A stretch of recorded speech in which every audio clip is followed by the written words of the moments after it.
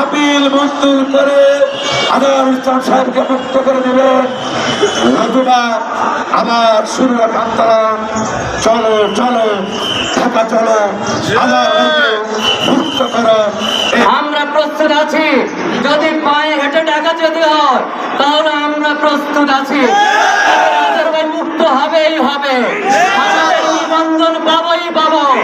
আমাদের জামাত ইসলামী নেতা কোনো নির্বাচন বাংলার মাটিতে ঘোষণা হবে না। আন্দোলন আমাদেরকে শিখাবেন না।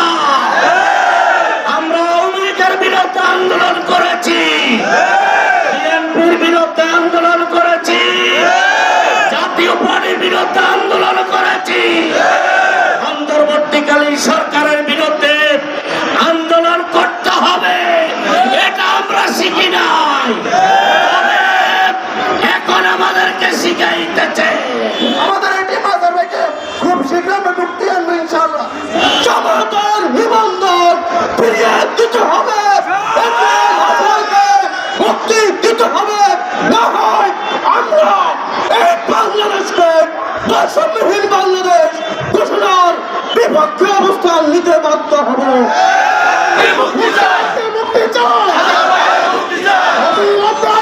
মুক্ত করে দিতে হবে।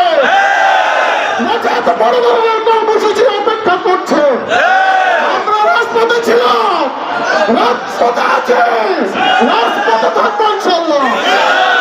আমাদের নেতা আজহার ভাইকে এখনো মুক্তি দেয়নি, এই জন্য আজকের এই বিক্ষোভ সমাবেশ থেকে আমরা জনতাকে সাথে নিয়ে দাবি জানাচ্ছি অনতিবিলম্বে